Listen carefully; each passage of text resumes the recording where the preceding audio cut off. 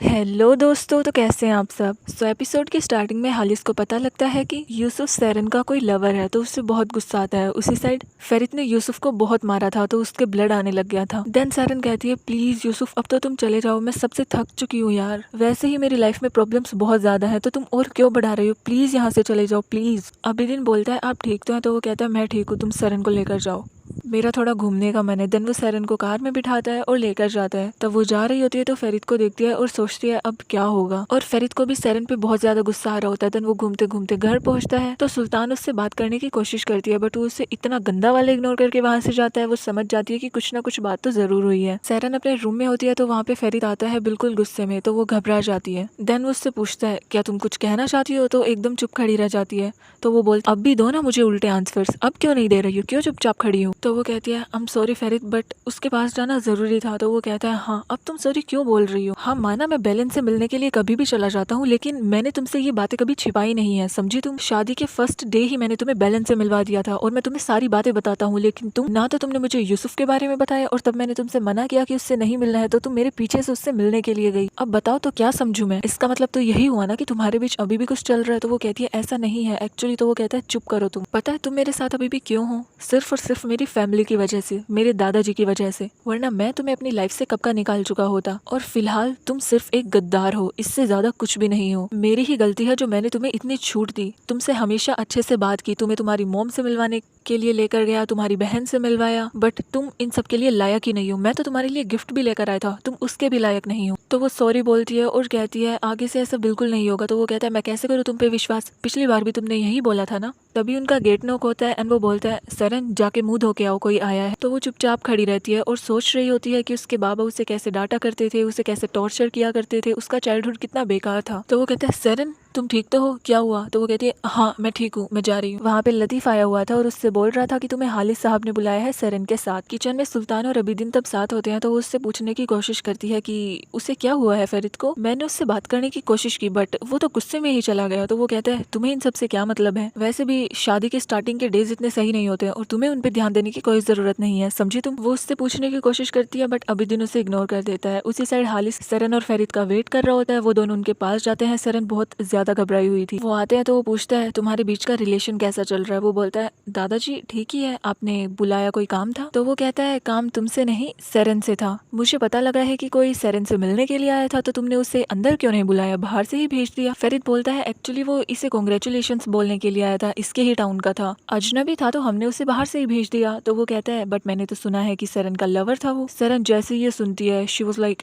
What. और उस time हालिस बहुत ज्यादा गुस्से में था। तो फेरित कहता है, नहीं दादाजी आपको कोई गलत फहमी हुई है, अगर ऐसा होता तो मैं सेरन के साथ नहीं होता। देन वो उसका हाथ पकड़ता है और बोलता है, देखिए सेरन और मैं एक साथ ही हैं, और चाहे कोई कुछ भी कहे हम दोनों के बीच तो अंडरस्टैंडिंग है ही। तो हालिस कहता है, अच्छा सेरन तुम्हारा क्या कहना है? वो घबरा के कहती है, फेरित बिल्कुल सही बोल रहे हैं दादाजी। तो वो कहता है, तो तुम्हारी नजरें झुकी हुई क्यों है? अगर हम सच्चाई से चल रहे हैं ना तो हमारा सर हमेशा ऊंचा होना चाहिए, समझी तुम। वो कहता है, हाँ दादाजी, और सेरन को भी थोड़ा संभालता है, कहता है, मैं तुम्हारे साथ हूँ सेरन। देन हालिस बोलता है, कोई बात नहीं बेटा, मुझे किसी ने गलत खबर दे दी होगी, अगर तुम दोनों के बीच अंडरस्टैंडिंग है ही तो फिर क्या ही प्रॉब्लम है, तुम जा सकते हो। जैसे वो बाहर आता है उसे गुस्सा आ रहा होता है, वो उसका हाथ छोड़ के अंदर चला जाता है। हालिस लतीफ पे गुस्सा करता है और बोलता है, तुम्हारे पास कोई प्रूफ है कि वो सेरन का लवर ही था? वो कहता है, नहीं साहब, एक्चुअली मैंने जो सुना वो आपको बता दिया। वो कहता है, अगली बार मुझे वही खबर देना जो कंफर्म हो। वो तब अपने रूम में होते हैं। सेरन कहती है, सॉरी फेरित, तुम्हें ये सब करना पड़ा बट थैंक यू। वो कहता है, कोई ज़रूरत नहीं है। तभी वो बेहोश होने वाला होता है। वो कहती है, फेरित तुम ठीक तो हो, क्या हुआ तुम्हें?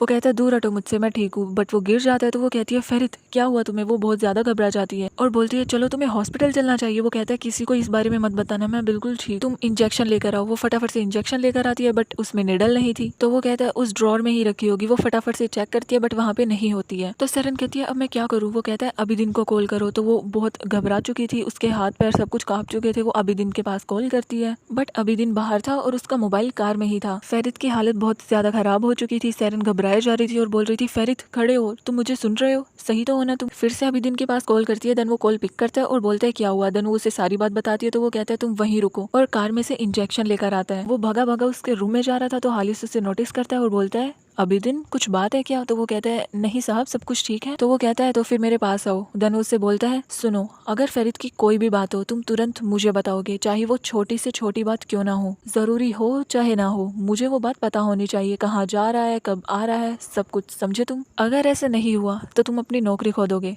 तो वो कहता है ओके सर मैं समझ गया। सेरेन फेरित की हालत देख के घबराई जा रही थी, उसके लिए परेशान हुए जा रही थी, फेरित का वेट कर रही थी और फेरित को हौसला भी दे रही थी कि अबिदिन आने वाला है, तुम टेंशन मत लो, बस थोड़ी देर और। फेरित फाइनली वहाँ पे अबिदिन आता है, उसे इंजेक्शन लगाता है और सेरेन बोलती है एक्चुअली ये सब कुछ मेरी वजह से हुआ है, मेरी ही सारी गलती है, I am really sorry फेरित। Abidin बोलता है कोई टेंशन लेने वाली बात नहीं है, ये बिल्कुल ठीक है, तुम इसके लिए टॉवल लेकर आओ। देन फेरित बोलता है तुमने इसे टॉवल लेने के लिए क्यों भेजा? तो अबिदिन कहता है मुझे सब पता है। तो फेरित हंसने लग जाता है और बोलता है मैंने बस थोड़ा सा ढोंग किया है। अबिदिन वाज लाइक तुम पागल हो गए हो, वो कितनी डर गई थी, तुमने देखा नहीं? तो फेरित कहता है मैंने सारा नाटक नहीं किया है, थोड़ी बहुत तो मेरी तबीयत भी खराब थी, बट थोड़ा बहुत मैंने नाटक भी कर लिया उसे परेशान करने के लिए, बट मुझे इतना तो पता चल ही गया है कि अगर बाय चांस मेरी ऐसी हालत होती है तो वो मुझे संभाल लेगी। अबिदिन कहते तुम्हें ऐसा नहीं करना चाहिए था। तो वो कहता है मैं इसे चेक करना चाहता था कि ये मेरा ध्यान रख सकती है या नहीं, और ये उसमें पास हुई। देन वो दोनों हंसने लग जाते हैं। लतीफ किचन में आता है, सभी को बोलता है कि अच्छे से काम करो, अपने काम पे ध्यान दो एंड ऑल, और सुल्तान के हस्बैंड को अपने साथ आने के लिए बोलता है। उसी साइड फेरित कहीं जाने की तैयारी कर रहा था, तो सेरेन बोलती है क्या ये तुम्हारे लिए ठीक होगा फेरित? तो वो कहता है हाँ मैं जाना चाहता हूँ, और ये तो शुक्र मनाओ कि मैं तुम्हें बता के जाता हूँ, तुम्हारी तरह बिन बताए किसी के पास थोड़ी ना जाता हूँ। तो वो कहती है तुम्हारी तबीयत सही नहीं है इसीलिए बोल रही थी। तभी वहाँ पे सुल्तान आती है और बोलती है एक्चुअली मुझे आपसे कुछ बात करनी है। फेरित बोलता है हाँ बोलो। सेरेन भी वहीं खड़ी थी, तो सुल्तान कहती है एक्चुअली मुझे फेरित से अकेले में बात करनी है। मिस सेरेन क्या आप बाहर जा सकती हैं? सेरेन बाहर जाती है तो वो फेरित को सब कुछ बता देती है कि हालिस साहब ने पूरी सिक्योरिटी को तुम्हारी खबर देने के लिए बोला है, ऑल्सो अबिदिन भी इसमें इन्वॉल्व है। मुझे पता है कि अबिदिन नहीं चाहता कि वो तुम्हारी सारी खबर उन्हें दे, बट उसकी नौकरी की बात है और वो तुमसे ये बताएगा भी नहीं,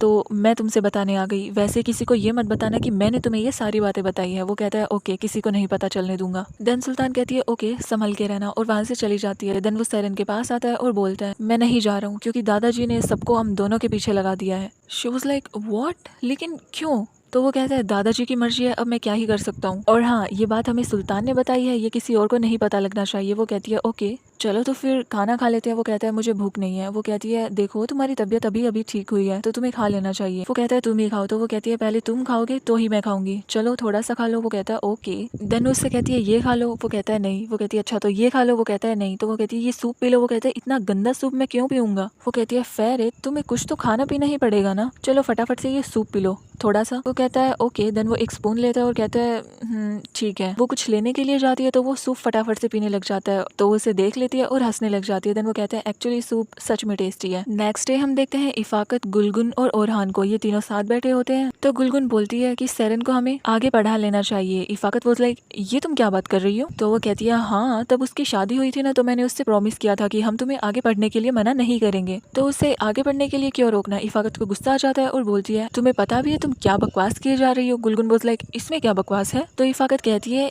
इस घर की किसी भी बहू को ये परमिशन नहीं है कि वो यूनिवर्सिटी में जाके पढ़े। वो अब कोरहान फैमिली से जुड़ चुकी हैं, तो कोई उसकी कहाँ कैसे किस तरीके से फोटो ले ले हमें क्या पता, और एडिटिंग करके कहीं अपलोड कर दी तो कोरहान फैमिली का तो नाम ही बदनाम हो जाएगा। हम सेरेन को यूनिवर्सिटी में पढ़ने की इजाजत नहीं देते हैं। गुलगुन कहती है मैं सेरेन को आगे पढ़ाना चाहती हूँ और इसकी परमिशन हम हालिस साहब से ले लेंगे। इफाकत कहती है उससे अब इस फैमिली के लिए काम करना चाहिए। हालिस भी चाहता है कि उसे एक पोता मिले और ये ड्रीम तो अब सेरेन ही पूरा कर सकती है, तो उसे फैमिली के बारे में सोचना चाहिए। गुलगुन कहती है बच्चा तो वो कभी भी कर लेगी, अभी उसकी एज ही क्या है, उसे पढ़ने के लिए हम यूनिवर्सिटी जाने देते हैं, उसके बाद वो जो चाहे वो कर सकती है अपने हिसाब से। और वैसे भी ये फेरित और सेरेन दोनों का पर्सनल मैटर है। ओरहान बोलता है इसका डिसीजन तो डैड ही करेगा। नाइट को फेरित ड्राइंग कर रहा होता है जो कि हालिस ने उससे बनाने के लिए दी थी, और सेरेन पढ़ाई करते करते सो चुकी थी। देन फेरित थोड़ा थक जाता है और बाहर चला जाता है बेलन से बात करने के लिए, और बोलता है एक्चुअली दादाजी ने सबको हमारे पीछे लगा दिया, तो मैं तुमसे मिलने के लिए भी नहीं आ सकता हूँ और मुझे काम भी मिला है। तो बेलन कहती है एक्चुअली मैं भी तुम्हें मिस कर रही हूँ। तभी हमें कार की आवाज सुनाई देती है, तो फेरित बोलता है